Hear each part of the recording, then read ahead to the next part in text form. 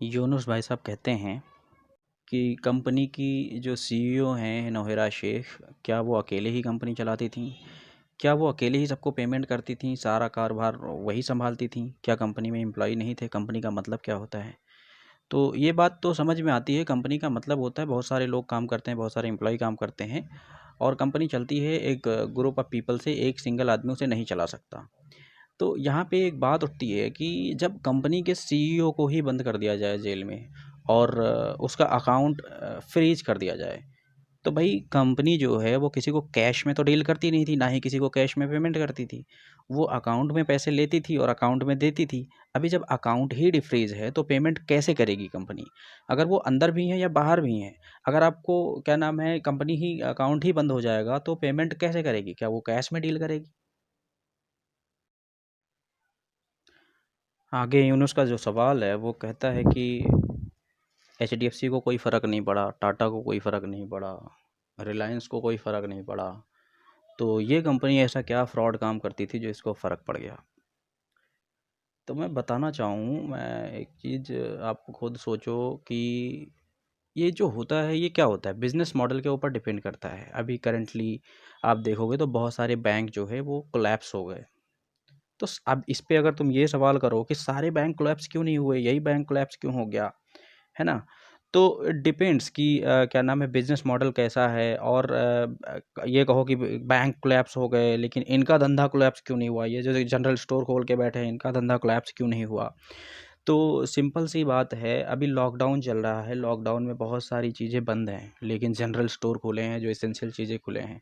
तो आप बोलोगे एसेंशियल चीज़ें कोलैप्स क्यों नहीं हुई? बाकी सारी चीज़ें बर्बाद क्यों हो रही हैं?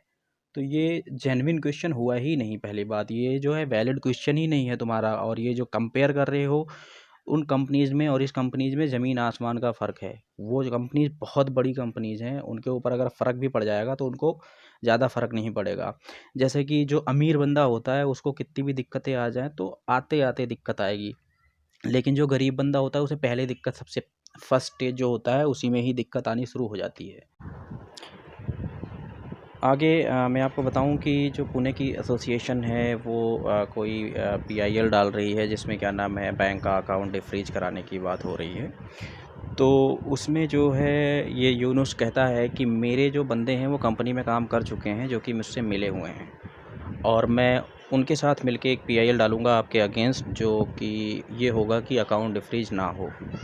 तो जो लोग, जैसा कि शहबाज कहता है कि मैं पैसे दिलाना चाहता हूँ, तो जो लोग ये सोचते हैं कि वो लोग पैसा दिलाना चाहते हैं, जो कंप्लेनेंट लोग हैं उनको भी ये सोचना चाहिए कि वो सोचते हैं कि ये पैसा दिलाना चाह रहे हैं। तो यहाँ पे एक चीज़ साबित हो जाती है कि ये अगर वो अकाउंट डिफ्रीज कराने के लिए अगर कोई पीआईएल डाल रहे हैं, इसका मतलब ये तो नहीं है कि कंपनी को क्या नाम है सीईओ को कहीं भगाने के लिए कि भाई कंपनी की सीईओ को भगा देंगे यहाँ से और पैसे नहीं देंगी। इसका मतलब ये तो हुआ नहीं। इसका मतलब सिंपल सा है कि अगर क्या नाम है अकाउंट डिफ्रीज होगा तो सबको पैसे मिलेंगे, चाहे वो कंप्लेनेंट हो चाहे नॉन कंप्लेनेंट हो। तो इस क्या नाम है अकाउंट डिफ्रीज कराने में इन लोगों को क्या प्रॉब्लम आ रही है और क्यों ये लोग कहते हैं कि क्या नाम है अकाउंट आपका डिफ्रीज अगर कराने की पीआईएल डालोगे तो हम आपके अगेंस्ट में एक पीआईएल और डालेंगे और उसमें फिर लंबा चलेगा। तो ये भी सोचने की बात है, ये खास करके कंप्लेनेंट को सोचना चाहिए। आगे यूनुस कहता है कि अगर अकाउंट डिफ्रीज हो गया, तो मान लो अकाउंट डिफ्रीज हो गया तो उनके पास डेटाबेस कहाँ होगा, उनके पास डेटाबेस है भी कि नहीं। जो कस्टमर ने उनके यहाँ इन्वेस्ट किया है तो वो कस्टमर का नाम नंबर या जो भी डिटेल्स होती हैं वो डेटाबेस है कि नहीं है। तो जो लोग मोबाइल फ़ोन यूज़ करते होंगे, मैं एक एग्जांपल दे रहा हूँ, जो लोग mobile phone Android phone use करते होंगे और जो गूगल ड्राइव का यूज़ करते होंगे, तो उनको शायद पता होगा कि अगर बाय चांस आप गूगल ड्राइव में नंबर सेव करते हो या डिटेल कॉन्टैक्ट डिटेल सेव करते हो और आपका फ़ोन गायब हो जाए, तो क्या आपका डेटाबेस उड़ जाता है? बिल्कुल नहीं उड़ता। आपका डेटाबेस जब आप नया फ़ोन लेते हो उसमें जैसे ही अपना क्या नाम है आईडी डालोगे, तुरंत के तुरंत आपका सारा का सारा डेटा रिट्रीव हो जाता है और सारा डेटा आपका जो होता है वैसे के वैसे बिल्कुल सेव रहता है, कोई दिक्कत नहीं होती है। तो एक कंपनी कंपनी का जो होता है मैं भी एक कंपनी में काम करता हूँ, तो मुझे इतना पता है कि कंपनी का एक सर्वर होता है और जो भी डेटा होता है वो कंपनी अपने सर्वर पे सेव करती है। तो अगर एक बार को हार्ड डिस्क गायब हो जाए, एक बार को कंप्यूटर तोड़ दो, एक बार को कंपनी डैमेज कर दो, फिर भी डिटेल्स उसमें से नहीं जाती हैं। वो कंपनी की डिटेल जो होते हैं वो सर्वर में रहते हैं।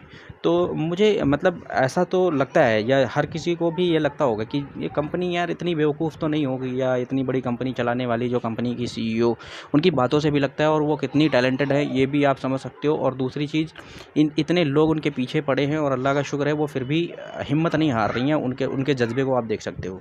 तो इतनी बेवकूफ़ तो नहीं होंगी वो कि अपने कस्टमर का डिटेल ही खो दें, जिनकी वजह से उनकी अहमियत है और जिनकी वजह से, जिन कस्टमर्स की वजह से वो इतनी आगे बढ़ी, उनकी डिटेल तो गायब करना भाई ये तो मुझे पॉसिबल नहीं लग रहा है। तो ये बात सिर्फ़ और सिर्फ बरगलाने के लिए, और ये बात सिर्फ़ और सिर्फ लोगों को बहकाने के लिए की जा रही है, मुझे जो लगता है। आगे यूनुस कहता है कि अगर कंपनी की सीईओ बाहर आ गई, उनकी कंपनी फिर से फंक्शन करने लगी और अकाउंट ही फ्रीज हो गया, तो पेमेंट पहले किसको मिलेगा? पहले कंप्लेनेंट को मिलेगा या फिर जिसने कंप्लेन नहीं किया है उनको मिलेगा? तो यार ये कैसा सवाल है? जब जिसने कंप्लेंट नहीं किया, ज़ाहिर-सी बात है उसे मिलेगा। जिसने कंप्लेंट किया है उसे तो कोर्ट से मिलेगा ना, उसे तो कोर्ट देगी, उसे कोर्ट से वो लड़ रहा है, वो केस लड़ेगा। कंपनी की सीईओ बाहर आएँगी, कंपनी की सीईओ कोर्ट में केस लड़ रही हैं। सिंपल सी बात है यूनुस सैयद, तुम्हें ये चीज़ समझनी चाहिए कि कंपनी की सीईओ जो है केस लड़ रही हैं, और वो केस किसके खिलाफ लड़ रही है? अगर कंप्लेनेंट ने कंप्लेंट किया है तो एक तरह से कंप्लेनेंट के खिलाफ ही केस चल रहा है। हाँ, ये बात है कि तुम लोगों ने उन लोगों को बहकाया, लेकिन डायरेक्टली तो वही लड़ रहे हैं ना, अगर देखा जाए तो इनडायरेक्टली तुम लोगों को पीछे से सपोर्ट करने के लिए। तो जो पैसे मिलेंगे वो पहले, ज़ाहिर-सी बात है यार, कंपनी की सीईओ जो पैसे देगी वो अपने नॉन कंप्लेनेंट को देगी। क्योंकि जिन लोगों ने कंप्लेंट किया है उनको तो कोर्ट से पैसे मिलेंगे ना। अगर वो कोर्ट में केस चलेगा, अभी बेल मिल जाएगी, ये बाहर आ जाएंगे, अकाउंट डिफ्रीज हो जाए, बेल मिल जाएगी, इसका मतलब ये थोड़ी ना केस ख़त्म हो गया। केस तो चलता रहेगा, केस आगे तक चलेगा, जब तक केस जीतेगा, कौन जीतता है, कौन क्या होता है, उसके बाद भी कंपनी की और भी बहुत सारी प्रोसीजर होती हैं। अब तुम्हारे ऊपर अगर एक चीज़, सिंपल सा एग्जांपल सुन लो कि अगर तुम मेरे ऊपर एक कंप्लेंट करो तो मैं उसको डिफेम तो करूँगा ना। अगर मेरे ऊपर तो झूठा क्लेम लगाओगे, तो अगर मैं मान लो बेल पे बाहर आ गया, तो फिर मैं काउंटर फाइल करूँगा ना कि क्या नाम है, तुमने मेरे ऊपर गलत इल्ज़ाम लगाया था, तो फिर तुम्हें साबित करना पड़ेगा कि तुम गलत थे या सही थे, ठीक है। तो वो आगे केस बहुत लंबा चलेगा, कंपनी के सीईओ के बाहर आने के बाद भी लंबा केस चलेगा। कंप्लेंट को इतनी आसानी से पैसे नहीं मिल जाते हैं। आगे यूनुस कहता है कि कंपनी को मार्च से टाइम दिया गया, चांस दिया गया, मार्च से लेके अक्टूबर तक में कंपनी ने पैसे नहीं दिए किसी भी इन्वेस्टर को। मैं एक इन्वेस्टर हूं और मैं प्रूफ के साथ दे सकता हूं, मेरे को जो पैसे आए थे ना वो जून में आए थे। जून में आए थे। अगर किसी को यकीन नहीं हो रहा है तो वो मुझसे कांटेक्ट करे, कमेंट बॉक्स में वो अपना व्हाट्सएप नंबर दे, मैं उसको डिटेल सेंड करूँगा और मैं अपना प्रिंट स्क्रीन सेंड करूँगा और दिखाऊँगा कि मेरे को जून में कंपनी से पैसे आए थे।